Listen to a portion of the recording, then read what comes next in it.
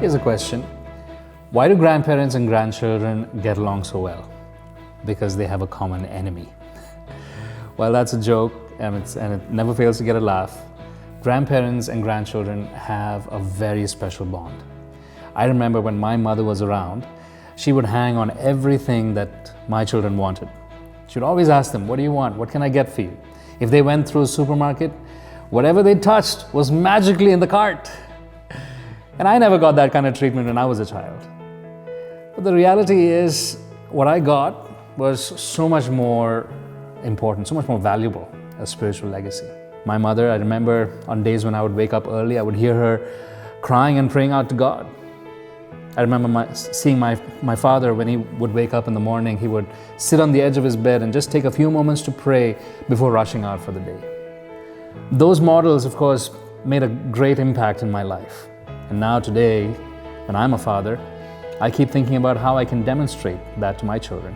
And I truly appreciate the kind of life that my parents lived. You see, each generation, for better or for worse, is influencing up to 4 generations after them. What does that mean?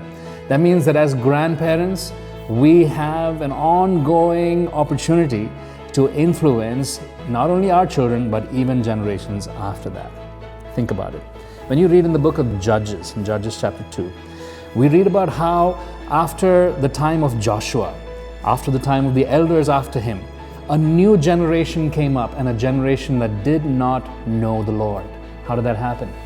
Their parents, their grandparents failed to talk about and failed to live out the kind of faith that Joshua and the elders had. And the result was spiritual chaos. And we read about it, and it's described in the book of Judges. But the truth is, the reverse is also true.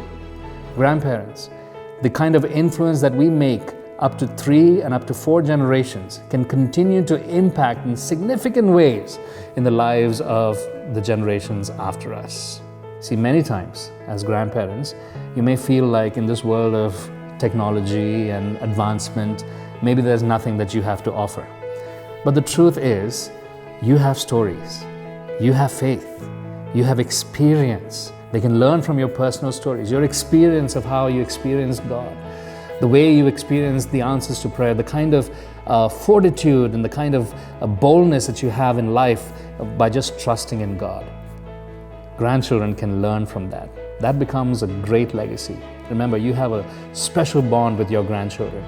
So while you're showering them with treats, while you are, treating them and making them feel good and all of that, spoiling them, let's also consider how we can impart that spiritual legacy in their lives, building a solid foundation so that even after your time, you're leaving behind a solid foundation for your children and your grandchildren to build on.